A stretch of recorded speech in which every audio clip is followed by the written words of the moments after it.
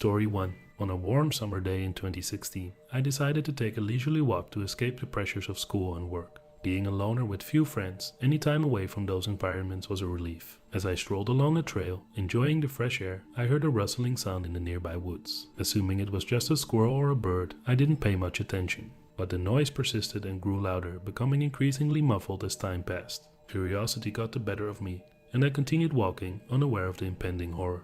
Approaching a sharp left turn in the trail, I suddenly came face to face with a person dressed as a clown. I froze, unsure of how to react. Back in 2016, there was a disturbing trend of people dressing as clowns to scare others, although most were harmless pranks. However, news reports of clowns involved in kidnappings and physical harm added a sinister edge to the situation. Despite my initial disbelief and determination not to show fear, I couldn't shake the unease that washed over me. The clown and I locked eyes, neither uttering a word. Sensing the need to leave, I cautiously stepped back as the clown started moving towards me. Battling my fear, I decided to confront him, continuing my walk while maintaining a facade of confidence. As we drew closer, my heart pounded faster, but I refused to look back, fearing the consequences. Chuckling to myself, I realized I had successfully passed the clown without incident. I felt foolish for getting worked up over nothing. The rest of my walk proceeded without encountering the clown again. Later that evening, while making dinner at home, I thought I heard something outside. Peering through the sliding glass door into the backyard, I saw nothing.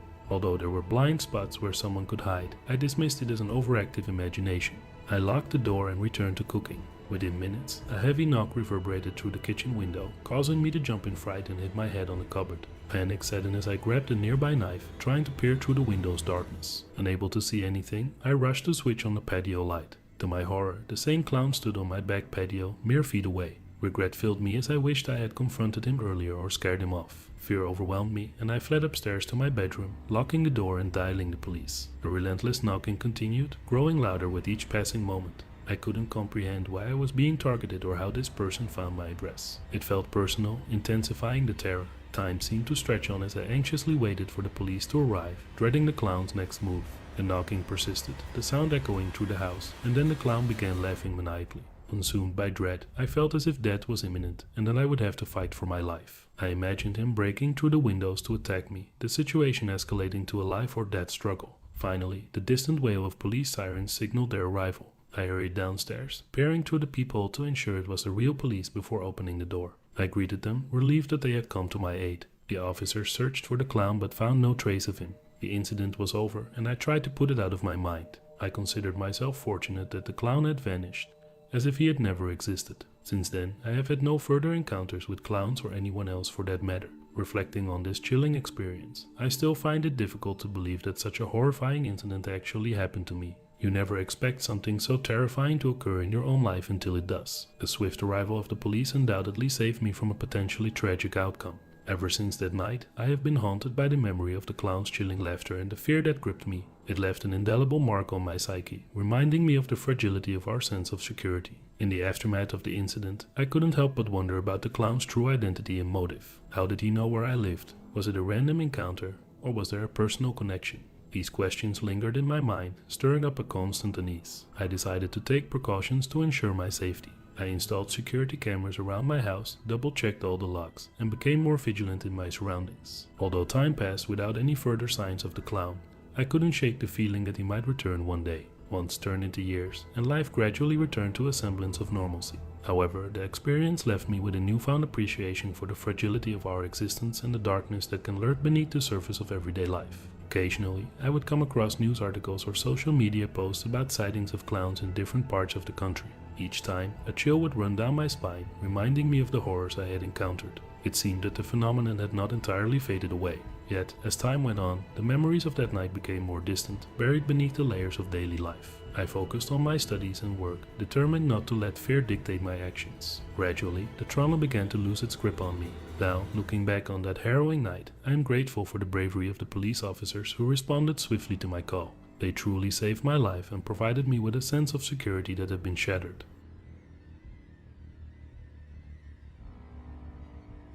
While the fear still lingers within me, it has transformed into a reminder of the resilience of the human spirit. I am no longer defined by that night of terror, but rather by the strength and courage it awakened within me. Life goes on, and I refuse to let fear hold me captive.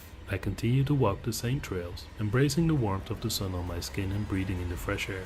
The scars may remain, but they serve as a testament to the indomitable spirit that resides within us all. And as I move forward, I am determined to cherish every moment, knowing that sometimes even the darkest experiences can lead us to appreciate the light. Back in 2016, during the infamous clown era, I found myself unable to sleep one night while lying in bed, engrossed in my phone. It was much later than my usual bedtime, but for some reason, sleep eluded me. Fortunately, it was the weekend, and I didn't have to wake up early the next morning. As I lay there, on the verge of drifting off, an eerie sensation washed over me, as if someone were watching me. Trusting my instincts, I put my phone down and scanned the room. My gaze fell upon the bedroom window, right next to my bed, and there, to my horror, I saw the face of a clown pressed against the glass, peering at me. The sight sent chills down my spine, and I couldn't help but scream in terror. I hastily fled from my room, desperately searching for my father. Surprisingly, he was awake, likely startled by the sound of my scream echoing through the house. Frantically, I explained to my father that a clown was in our backyard, causing me to scream. I had always harbored a fear of clowns, but the mask this person wore was particularly creepy and disturbing. It appeared shockingly realistic, almost as if it weren't a mask at all. Without hesitation, my dad rushed outside to confront the intruder, scouring the surroundings for over 5 minutes. However, to our bewilderment, there was no sign of any clown or person anywhere. It frustrated me that my father seemed to dismiss the situation as a bad dream, urging me to go back to sleep. But I knew I wasn't dreaming, I hadn't even been asleep. Moreover, there had been a nationwide outbreak of clown sightings, fueling my certainty that what I saw was real. Disheartened by my father's lack of concern, I returned to my room, clutching a knife I had grabbed for self-defense along the way. Lying awake in bed once more, I kept the knife close, attempting to quell my anxiety. To prevent the clown from seeing inside if he were to return, I covered the window with a blanket. For nearly an hour, I wrestled with my fear, gradually convincing myself that perhaps it had all been a product of my imagination. Just as I was finally on the cusp of sleep, a faint tapping sound from the window jolted me awake. Instantly, my body went into fight or flight mode. Summoning my courage, I cautiously moved the blanket aside and peered outside, using only one eye. To my dread, I spotted a man dressed as a clown, seemingly attempting to open the window.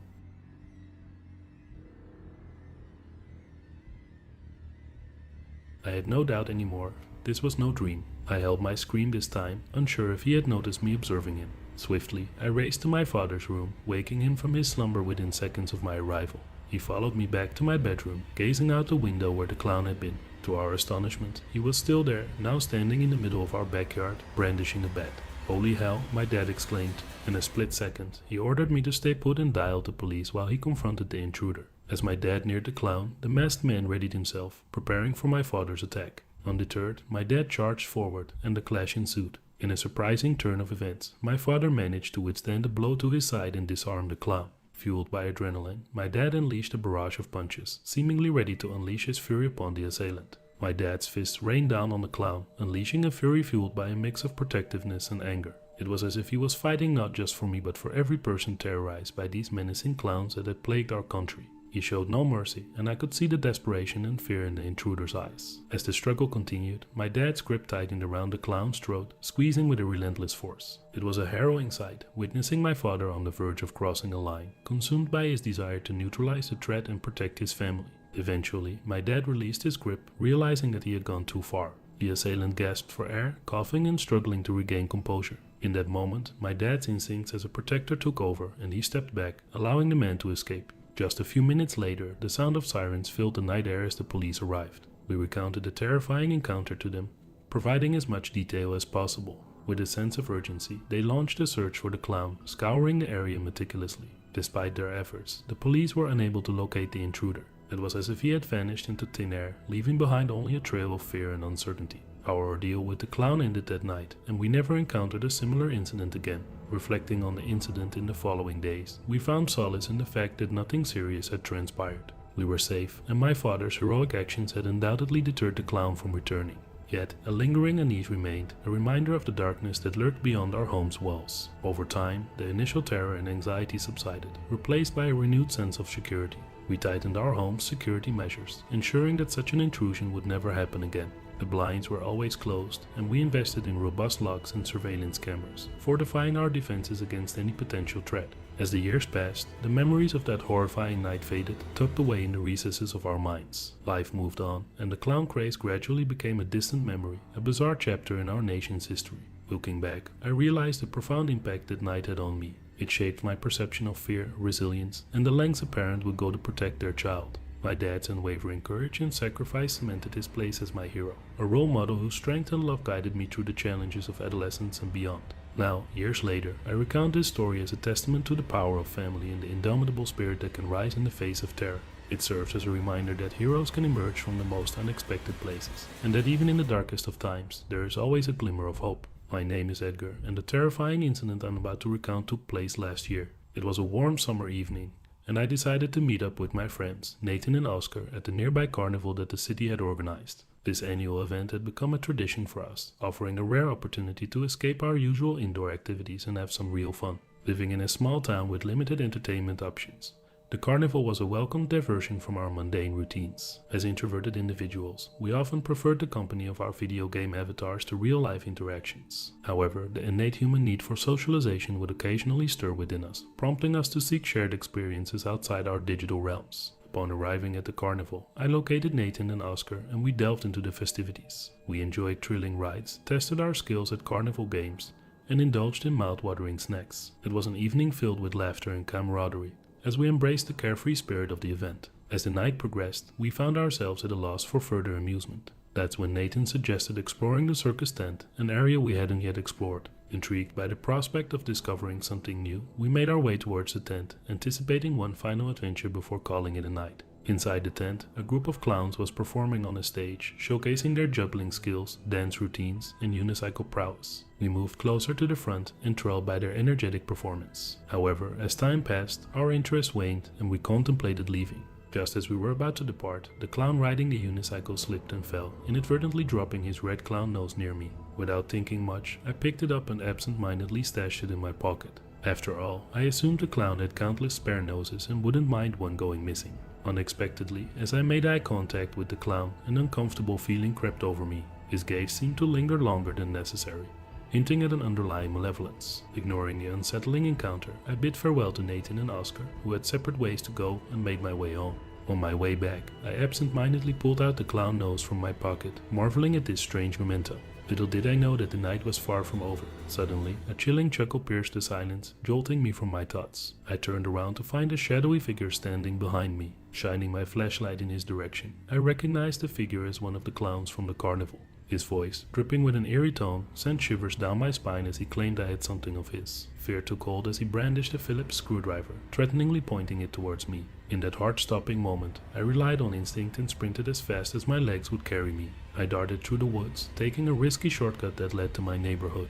Fear fueled my every step, and I didn't dare glance back, fearing the presence of the pursuer on my heels. Upon reaching the safety of my home, I immediately relayed the harrowing encounter to my concerned mother. Together, we decided to involve the authorities and dialed emergency services. The police arrived promptly, and I recounted the details of the incident, hoping they could take action. Sadly, their hands were tied. With no clear description of the assailant, they expressed their limitations in pursuing the case. The realization that justice might elude us fueled my frustration. I felt certain that the clown worked for a company or organization that could be contacted for further investigation. Yet, despite our efforts, we were unable to uncover the true identity of the menacing clown. The incident left me shaken and resolved never to return to that carnival again. Days turned into weeks, and life gradually returned to its usual rhythm. However, the encounter with the clown lingered in the back of my mind, casting a shadow of unease over my thoughts. I became more cautious, always scanning my surroundings for any hint of danger. One evening, while scrolling through local news articles online, a headline caught my attention: "Mysterious Carnival Clown Strikes Again." Curiosity piqued. I delved into the story, hoping for answers to the enigma that had haunted me. According to the reports, several individuals had encountered a similar clown figure at different carnivals across neighboring towns. Witnesses described eerie laughter, menacing behavior, and even reports of the clown brandishing a screwdriver, a chilling resemblance to my own experience. The unsettling news sent shockwaves through the community. Speculations and theories circulated, fueling the fear and paranoia surrounding the mysterious clown's intentions. As victims emerged, sharing their accounts of close encounters, it became clear that this was not an isolated incident. Law enforcement agencies from various jurisdictions collaborated, pooling their resources to apprehend the rogue clown terrorizing innocent carnival goers. Public awareness campaigns were launched, urging caution and vigilance, especially during festive events. Meanwhile, the local community grappled with a palpable sense of dread. Attendance at carnivals dwindled, parents worried for their children's safety, and tales of the carnival clown became the stuff of nightmares. It was as if an eerie cloud had settled over the region, casting a long shadow on its once vibrant spirit. Months passed, and despite extensive investigations, the identity of the clown remained shrouded in mystery. The authorities seemed no closer to solving the case, leaving us to wonder if we would ever find solace and closure. The story of the carnival clown eventually faded from the headlines, overtaken by new events and pressing matters. However, its impact on our lives remained, an indelible mark etched into our collective memory. The once beloved annual carnivals lost their allure, forever tainted by the sinister presence that had infiltrated our joyous traditions. To this day, I reflect on that fateful night, grateful to have escaped unscathed but haunted by the knowledge that others may not have been as fortunate. The memory of the encounter serves as a reminder that darkness can lurk even in the most seemingly innocuous places, forever altering our perception of safety and the world around us. As I gaze upon the remnants of the abandoned carnival grounds, overgrown with weeds and swallowed by the passage of time, I can't help but wonder if the carnival clown still roams, lurking in the shadows, waiting for another opportunity to strike. The mere thought sends a chill down my spine, reinforcing my decision to keep my distance and forever avoid that once charming but now haunted place. In the end, the tale of the carnival clown stands as a cautionary reminder that beneath the facade of amusement and entertainment, there may lie a darkness beyond our comprehension, a darkness we must be ever vigilant to confront and defy.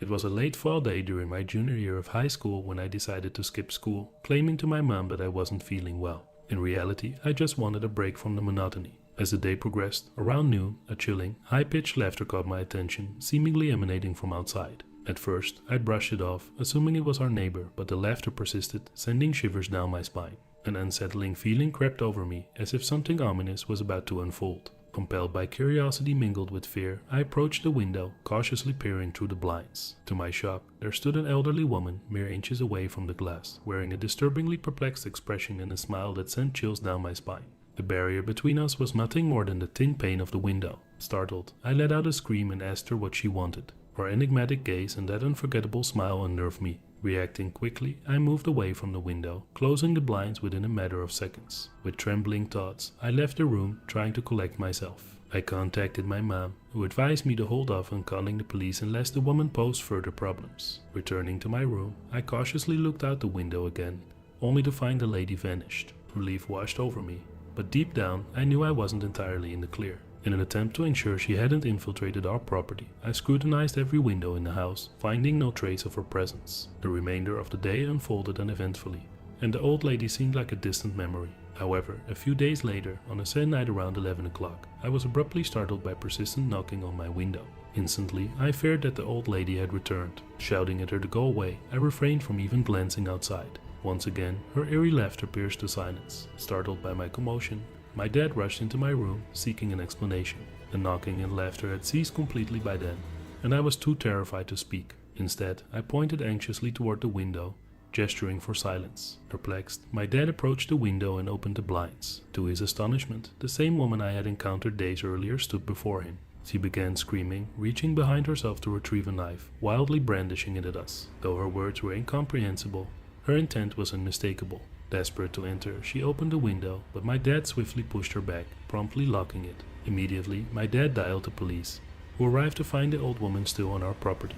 Apparently, she had injured her ankle, hindering her ability to escape. Perhaps realizing the futility of her efforts, she seemed resigned to her fate, assuming she would be apprehended. During her subsequent interrogation, she brazenly confessed her intentions to kill us, unraveling her entire plan. What disturbed me most was the fact that this woman was around 70 years old. Crime, it seemed, knew no age limits, and the capacity for humans to commit horrific acts transcended age. It became evident that she suffered from severe mental illness, further supported by her age and deteriorating mental state. As it turned out, she had been secretly residing in a foreclosed house adjacent to ours, a property we believed to be unoccupied. We had only been living in our home for a couple of months when this all unfolded, leaving us to ponder how long she had been silently cohabitating in that abandoned dwelling.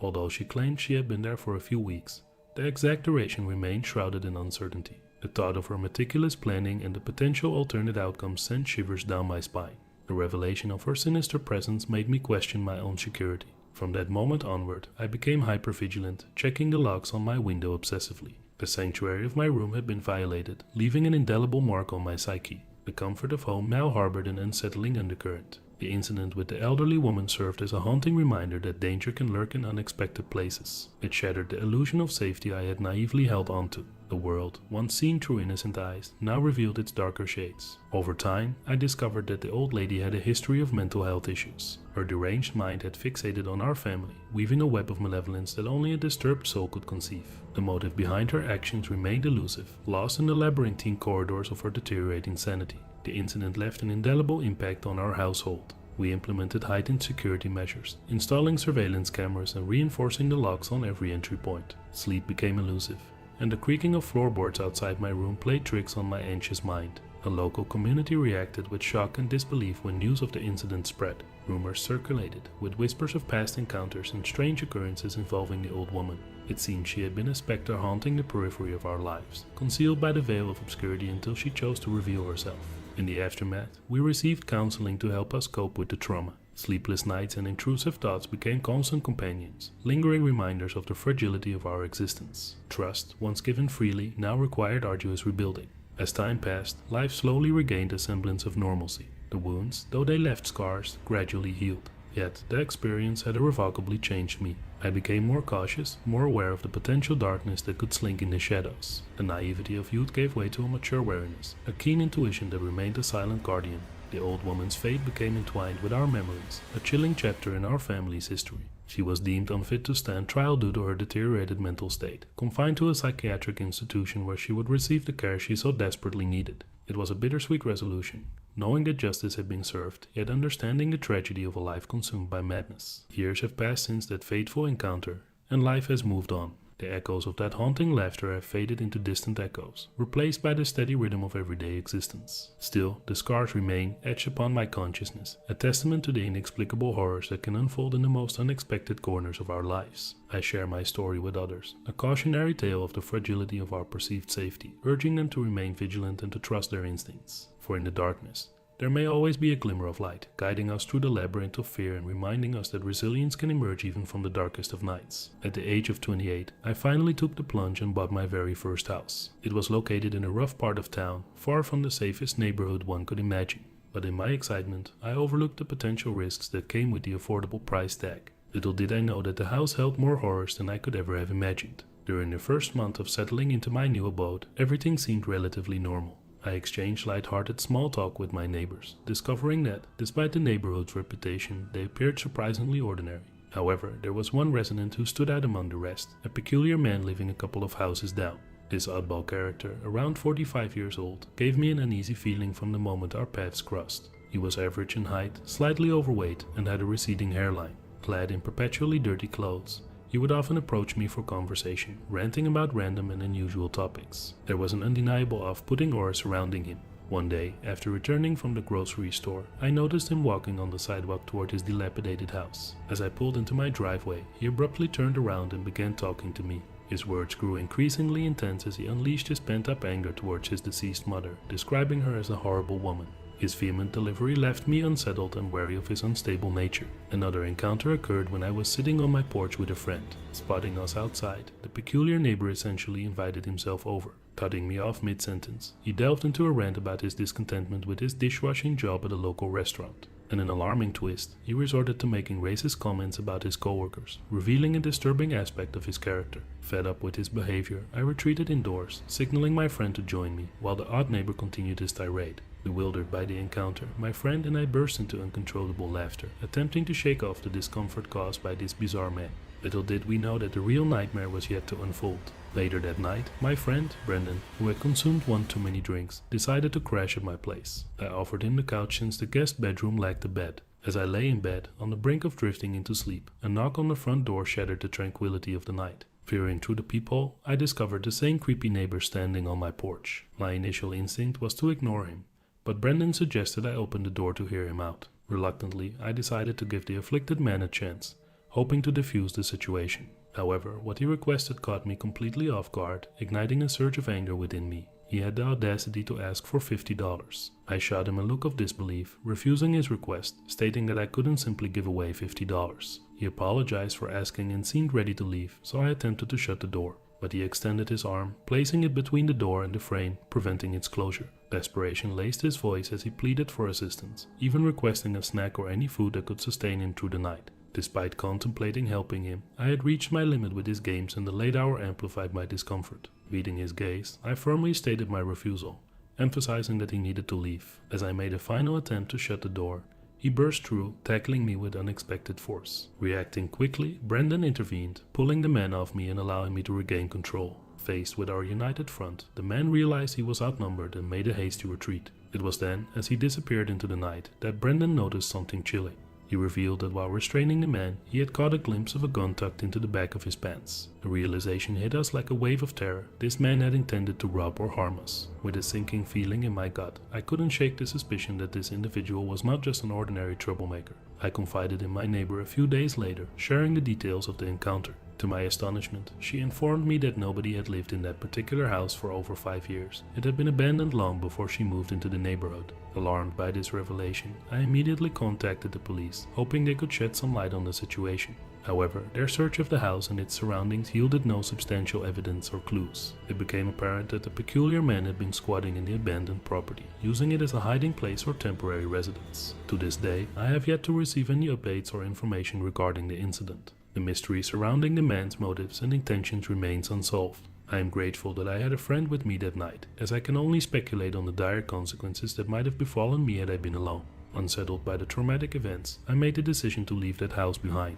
3 years have passed since then, and I have since relocated to a safer neighborhood, seeking solace and peace of mind. But the experience left an indelible mark on me, a constant reminder that danger can lurk in unexpected places and that human nature is capable of unspeakable horrors. Now, in my new home, I remain vigilant, ensuring that my windows and doors are securely locked. The memories of that fateful encounter serve as a constant reminder of the fragility of our security and the importance of trusting one's instincts. It is a chapter of my life I would rather forget, yet one that has shaped my perception of the world around me. As I reflect on that harrowing experience, I realize that horror can reside not only in supernatural tales but also in the chilling realities of human behavior. It serves as a cautionary tale, a reminder that darkness can dwell even within the seemingly mundane corners of our existence. Fresh out of high school at 18 years old, I had diligently saved up for almost a year to secure my own apartment. With my father as a co-signer, I eagerly embraced the prospect of newfound independence. The apartment's rent was reasonable, and it offered me a space to call my own, a short walk away from the college where I was about to embark on my freshman year. As a college town, many of the tenants in the building were fellow students. I quickly made a couple of friends who shared similar interests, and we would hang out from time to time. However, there was one individual who always struck us as odd. We couldn't quite place him, but he seemed to be everywhere we turned, riding around on his bike, staring at us with a menacing gaze. We dismissed him as nothing more than a neighborhood creep. One fateful night, as I lay sound asleep, I was jolted awake by piercing sounds of yelling and screaming.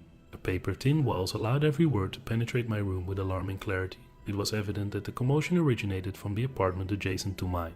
A woman, roughly my age, pleaded with someone to leave her alone, her pleas echoing through the night. At first, my instinct was to intervene, to knock on her door and offer assistance. Yet, as the cacophony gradually subsided, I convinced myself that it was none of my business, opting to stay out of the situation.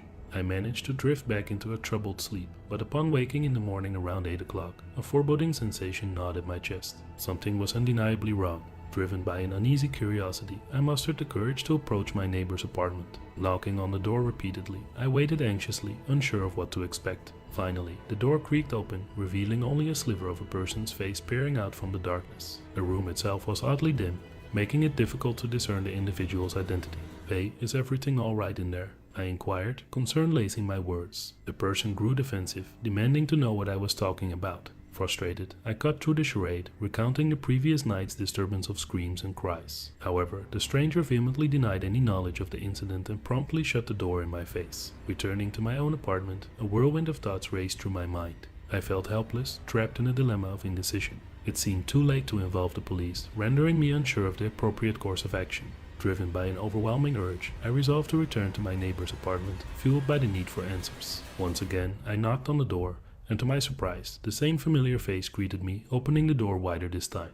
It was the same unsettling man my friends and I had encountered around the neighborhood countless times. "Dude, where's the girl?" I demanded, my voice tinged with urgency. Confusion etched across his face, He replied, I don't know. I pressed him further, insisting that he stop lying and allow me to see the girl to ensure her safety. But he dismissed me as crazy, shutting the door abruptly. Frustration and desperation coursed through my veins. Culminating in a reckless act, I began to kick at the door, consumed by anger and the need for resolution. Amidst the chaos, I made a pivotal decision to involve the authorities. Dialing the emergency line, I relayed every detail I knew, hoping that it would lead to a swift resolution. The police arrived promptly, demanding entry into the apartment. Armed with the information I had provided, they entered the premises, unaware of the chilling discovery that awaited them. Inside, they found the lifeless body of the young woman named Kaylee. Horror engulfed me as I learned the gruesome details. Her body had been cruelly dismembered, with her limbs and even her head severed from her torso. Though I was spared the sight, the weight of guilt settled upon me, its relentless grip tightening with each passing day.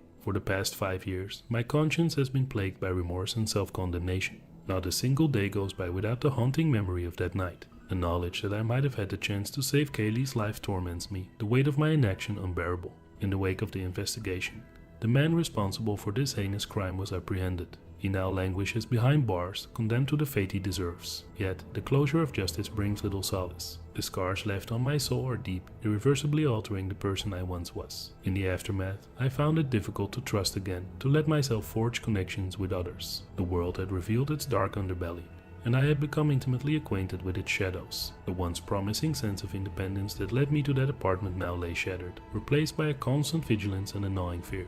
I eventually moved away from that place, seeking solace and a fresh start elsewhere. But the memory of that harrowing experience remains imprinted in my mind, a constant reminder of the fragility of life and the consequences of our choices. Kaylee's tragic fate serves as a haunting reminder that evil exists in the most unexpected corners of the world. It compels me to be vigilant, to speak out when something feels amiss, and to trust my instincts, even in the face of uncertainty.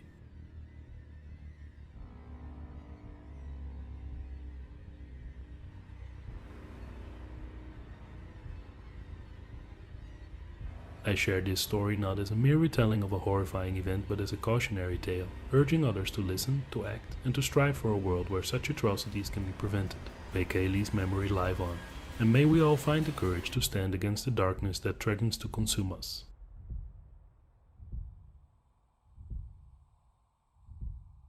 Once upon a time, I decided to rent out my apartment as an Airbnb.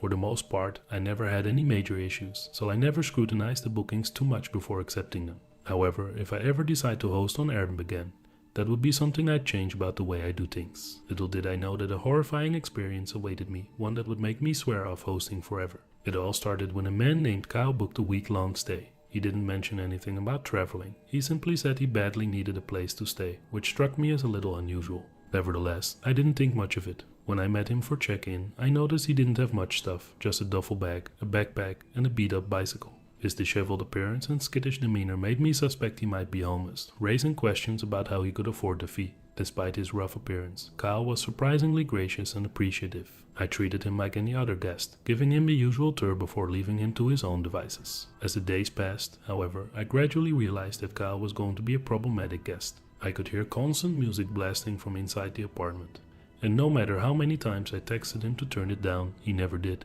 Whenever I knocked on his door to address the issue in person, I would see his shadow moving around inside, and I could hear him frantically rummaging through things, as if trying to hide something. He never answered the door, and although I considered using my own key to enter, I ultimately decided against it. The smell emanating from Kyle's apartment was the biggest red flag that I should have taken more seriously.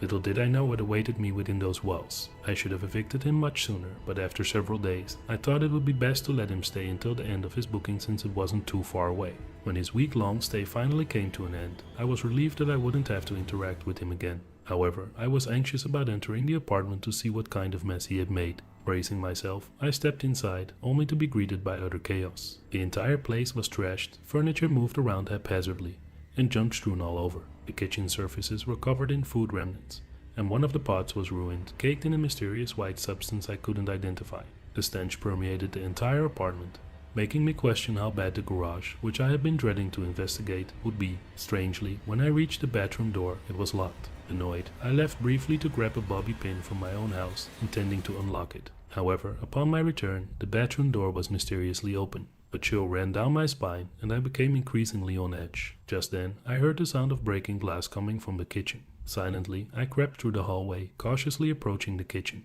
Peeking around the corner, my heart sank as I laid eyes on Kyle. He stood there with a broken bottle in one hand and a metal baseball bat in the other. His eyes reflected madness, and seeing me triggered an explosive outburst. "Who are you? Get out of my house. Don't mess with me, I swear to God, I'll kill you," he screamed, his voice filled with rage. Backtracking toward the exit, I tried to avoid any sudden movements while desperately attempting to reason with him. "Kyle, it's me, the host. I let you stay here, remember. I'm not lying to you, I swear. Let's just talk about this. Can you put all that down?"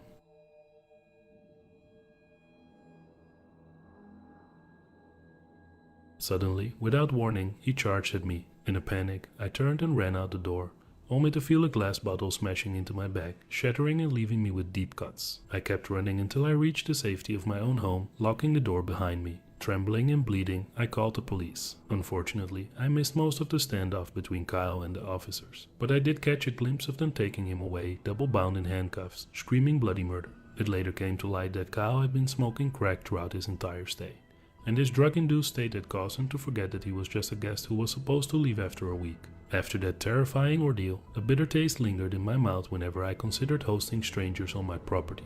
I promptly cancelled all my bookings and deleted my Airbnb account. The thought of trying my luck again in the world of short-term rentals no longer appealed to me. The memory of Kyle's deranged stay would forever haunt me, serving as a reminder of the dangers that lurk behind seemingly harmless encounters with strangers. My husband and I have become avid travelers, and we've developed a preference for staying in Airbnb accommodations rather than hotels. The homely atmosphere, unique settings, and personal interactions with hosts used to be the highlights of our experiences. However, our most recent stay in an Airbnb turned out to be a nightmarish encounter that has made us swear off this type of lodging. This unsettling incident occurred in a specific Airbnb that we had previously stayed in twice and quite enjoyed. The decor was warm and suited our romantic escapades. When we decided to visit our old friends in San Francisco, we booked this particular Airbnb, which was a half of a duplex located in a lovely community outside the Bay Area. While we spent most of our time with our friends, having a place of our own to retreat to felt like a cozy respite from the usual stale hotel rooms. We had also developed a friendly rapport with the host, a 35-year-old single man who lived alone with his cats. He always seemed enthusiastic about hosting us and would invite us to his side of the house for breakfast every morning. Surprisingly, he was a talented cook, so we often accepted his invitations despite the occasional odd conversations. During these breakfasts, the host would ask us a range of questions, some of which crossed the line of personal boundaries.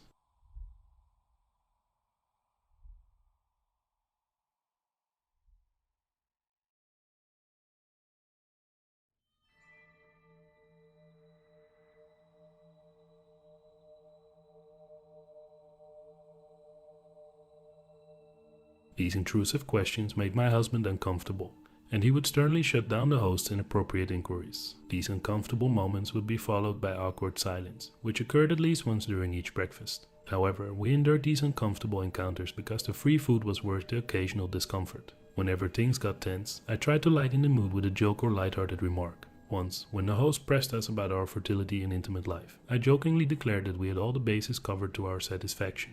I hoped it would be a funny way to end the subject, but it backfired. The host burst into hysterical laughter, struggling to speak. He managed to say something that sounded like, "Oh, I know you do." It was a suggestion that he had overheard us being intimate through the walls. My husband, angered by the invasion of privacy, abruptly stood up and confronted the host, demanding an explanation. The host's laughter ceased immediately, and he stumbled for words before finally admitting that he had indeed heard us. Accepting this explanation begrudgingly, we continued with our stay. This incident took place during our second visit. When we planned our third trip to visit our friends, my husband raised concerns about the host's strange behavior and suggested finding alternative accommodations. Unfortunately, after searching for other options, we couldn't find anything of similar quality, affordability, and location.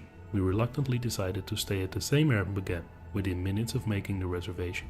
The host messaged us through the Airbnb app, expressing an excessive amount of excitement and declaring his love for us. We rolled our eyes at his behavior but still found it somewhat amusing at the time. Upon arrival, the host tried to cater to our every need, but due to our late arrival caused by a delayed flight, we were exhausted and asked for privacy. The host seemed momentarily saddened by our request, but as he walked away, a telltale smile crept onto his face. I noticed it, but my husband did not. Before going to bed, we realized it had been a few days since we were intimate, and the excitement of being back in that room sparked our desires. We were about to give in to our desires when we noticed that something was different in the room. It felt off, as if things had been rearranged since our last stay. We briefly discussed it, but dismissed it as a minor detail. The passion between us overshadowed any concerns, and we began to engage in an intimate moment. However, our passion was abruptly interrupted when, in the midst of our activities, we accidentally knocked over a lamp on the bedside table. The lamp shattered upon impact, causing us to pause and attend to the mess we had created. As we picked up the broken ceramic pieces, my husband discovered something peculiar, a small object that had appeared to be a button just moments ago. To our horror, we realized it was a spy camera. A wave of nausea washed over me as the gravity of the situation sank in. Yet, what I witnessed next was even more unsettling. My husband's face turned crimson with an intense rage I had never seen before. He hastily got dressed and stormed out of the room, determined to confront the host. I stayed behind, my heart pounding, listening intently to what transpired next. My husband burst into the host's side of the house, breaking down the bedroom door in his fury. I strained to hear their conversation, which seemed to involve heated interrogations and tearful admissions. Though I couldn't catch every word, my husband later recounted that the host, through a flood of crocodile tears, confessed to spying on us in the bedroom throughout our entire stay. Furthermore, he revealed that he had set up additional cameras in anticipation of our return. In a fit of anger, my husband demanded that the host delete all the footage he had collected. However, it was too late. We discovered that this perverted individual had already posted our private moments on various pornographic websites. The violation of our privacy was beyond comprehension, and we had no way of knowing how many people had seen these intimate moments. The incident had shattered our sense of security and trust, and its consequences extended far beyond our ruined vacation. We were left with the daunting task of pressing charges against the host, a process that we had just begun. Despite the desire for revenge, we chose to handle the situation responsibly and keep our identities anonymous. The emotional and psychological scars left by this horrifying experience were deep. The mere thought of the footage circulating online filled us with shame and anger. Although we hoped to erase every trace of the footage, the reality was that once it had been downloaded, its complete eradication became nearly impossible. Our lives had been irreversibly altered by this traumatic event. We were left grappling with feelings of violation, anger, and helplessness. As we pursued legal action, we were determined to ensure that this host faced the consequences of his actions. Our hope was that he would be held accountable for the immense damage he had caused, and that no one else would fall victim to his sickening acts of voyeurism. In the face of this ordeal, we vowed to rebuild our lives and find solace in each other's support. The road to recovery would be long and challenging, but we were determined to overcome the trauma and reclaim our sense of security. With the support of our loved ones, legal authorities, and therapy, we embarked on a journey towards healing and justice. Our story serves as a cautionary tale, a reminder of the potential dangers lurking behind seemingly innocent encounters. We hope that by sharing our experience, others will be more vigilant and cautious when it comes to their own privacy and safety. And to the host who violated our trust and exposed our most intimate moments, justice will be served and the pain he caused will not go unnoticed. There is a serious flaw in the Erdem system, especially when it comes to first-time hosts. It's difficult to know what someone might do since they haven't been tested or reviewed by previous guests. While most hosts are trustworthy, there's always that small percentage that can cause unimaginable harm. Unfortunately, I had to learn this lesson the hard way, and it has left me deeply traumatized. It all started when I decided to use Erdem for the first time. I was going back to my hometown, but none of my friends had space for me to stay, and my relationship with my family wasn't ideal. Since there weren't many good hotels in this small town, Erdem seemed like the only viable option. I didn't pay much attention to the lack of ratings for the place I chose or the fact that the host had only recently joined the platform. It didn't seem important at the time. The host appeared to be an average-looking middle-aged man, a balding family man who seemed to have enough money to own 2 properties. Upon arrival, I realized that the place was smaller than it had appeared in the photos, just 2 bedrooms and 1 bathroom. The larger bedroom was designated for my stay, located at the back of the house with a window facing the backyard. The host engaged in friendly conversation before leaving, and everything seemed unassuming even in hindsight. On the first night, I went out with my friends, returning late and heavily intoxicated. I crashed on the bed immediately, only to wake up the next afternoon feeling hungover and disoriented. As I tried to leave the bedroom to use the bathroom, I discovered that the door was locked. Turning the lock the other way made no difference, it remained stubbornly shut. A sinking feeling overwhelmed me, but I couldn't believe that the door was locked from the other side. How was that even possible? I walked over to the nightstand to grab my phone, but it was nowhere to be found. I distinctly remembered leaving it there to charge, but it had vanished. Panic and confusion started to take hold. Maybe I had left my phone in my luggage, I thought, but when I checked the closet, my bags were gone. The room seemed devoid of anything I had brought with me. I began pacing, searching frantically through the sheets, shelves, and decorations. It became painfully clear that my belongings were nowhere to be found. Feeling claustrophobic and at a loss for what to do, I sat on the bed, trying to calm my nerves. Dehydrated and with a pounding headache, I decided to open the window for some fresh air. If all else failed, I contemplated climbing through it. However, to my horror, the window that had overlooked the yard was now boarded up. My heart sank and a wave of nausea hit me. This couldn't be happening. Everything reached a boiling point, and I snapped, pounding on the door and screaming for the host to let me out. To my surprise, the door swung open, but it was swiftly followed by a blow to my face that knocked me back. The host stood before me, brandishing a shotgun. His eyes and demeanor were completely different, exuding a twisted satisfaction akin to that of a true serial killer. Every word he spoke is etched into my memory. "So, you're finally up. You were so out of it last night, making it easy for me to set up your room for what I planned to do with you," he said with a sick smile. I shouted back, demanding to be released, but he leveled a shotgun at my face, silencing me. He warned me not to make things worse for myself, and as I glanced beyond him, contemplating escape, he knew my thoughts. "I wouldn't try that if I were you," he said menacingly. "The whole house is locked up, and you and I are going to spend a lot of time here together." A sickening laughter escaped his lips as he relished in the power he held over me. "I don't care about getting away with it. I've wanted to do something like this for as long as I can remember," he taunted, his eyes gleaming with sadistic pleasure. "I'm going to break you. You'll suffer, and you'll beg me to let you go. First, you'll be angry and try to fight back. Then you'll plead, saying you'll do anything I want. But when that doesn't work, when your soul is completely shattered from the torment I have planned for you, you'll beg for the sweet release of death. And only then will I finally kill you." His words struck me like a ton of bricks, causing dizziness to engulf my senses. I struggled to comprehend the nightmare that had become my reality. With a twisted grin, he continued, reveling in his sadistic fantasies. "After that, who knows how long I'll revel in the sight of your shredded corpse before I take myself out as well. I have no intention of living out my days in prison." I fell into a shocked silence, unable to process the horrors that awaited me. The room spun as I desperately tried to find a way out of this living nightmare. In a feeble attempt to grasp at any sliver of hope, I asked him about his family, hoping there might be someone who could intervene. However, his face contorted with anger at the mention of family, indicating that they were no longer in the picture. "I don't have anything left to live for," he spat, his voice dripping with venom. "But you, my dear, you still have so much to lose. That's what will make this whole process so enjoyable for me, watching you give up on it all." I mustered the courage to mention that my friends would come looking for me. Perhaps they would save me from this living nightmare. But his response shattered any flicker of hope within me. Yes, your friends," he sneered. "When they text you, thinking they'll be your saviors, that's when you'll realize you're truly doomed. Isn't that a beautiful twist of fate?" Silence hung heavy in the air as I struggled to come to terms with the inescapable reality I found myself in. Before I could fully process my despair, he caught me off guard, striking me with the butt of his gun. Dazed and disoriented, I collapsed to the floor, feeling the weight of his blows and kicks raining upon me. Exhausted, he finally left the room, locking me inside once again. I spent what felt like an eternity trapped within those four walls, not knowing if anyone would ever come to my rescue. Every few hours, he would return, continuing his sadistic torment. I endured relentless beatings, strangulation, cuts, and unspeakable acts of violence. My feet and hands were broken, rendering me immobile and defenseless. Both internally and externally, I bled profusely. My mind shattered under the weight of the unimaginable cruelty inflicted upon me. At times, I found myself wishing for the release of death to end my suffering. However, unbeknownst to me, I had shared my whereabouts with my friends before my disappearance. When they realized I hadn't been seen in days, they embarked on a desperate search for me. Yet, the sadistic monster made sure to extract every last second of torture before his inevitable demise. As the police stormed his house, they were met with a haunting sight: the lifeless body of my tormentor lying on the floor, a pool of blood surrounding him. In a cruel twist, he had chosen to end his own life rather than face the consequences of his monstrous actions. And there, amidst the horror, they found me, broken, battered, and on the brink of death. The relief and anguish mingled within me as the paramedics rushed to my side, their urgent voices fading into a blur. I was whisked away to the hospital, where a team of doctors fought to save my shattered body and fragmented soul. Days turned into weeks as I hovered between life and death, clinging to a flickering ember of hope. Through countless surgeries, therapies, and the unwavering support of loved ones, I began the arduous journey of physical and emotional healing.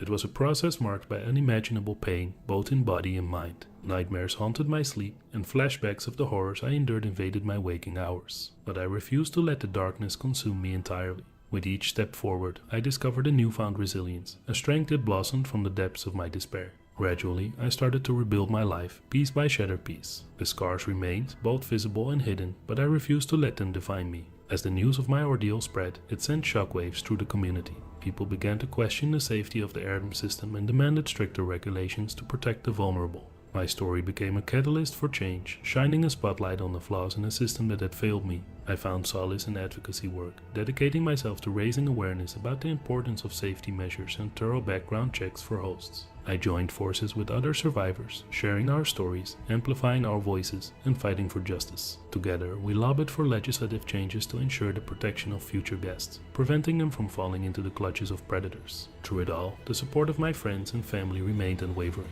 Their love and care acted as a balm to my wounded spirit. Together, we forged a path towards healing and restoration, vowing to turn the tragedy I endured into a catalyst for positive change. Though the scars on my body may never fade entirely, they serve as a reminder of the strength I discovered within myself. I refuse to be defined by the horrors of my past. Instead, I choose to channel my resilience and newfound purpose to create a safer world, a world where no one else will suffer the same fate. And as I continue my journey of healing, I hold on to the hope that one day, my experience will serve as a beacon of light for others who have endured similar darkness. Together, we will rise above the shadows, reclaim our lives, and rewrite our stories with strength, courage, and unwavering resilience.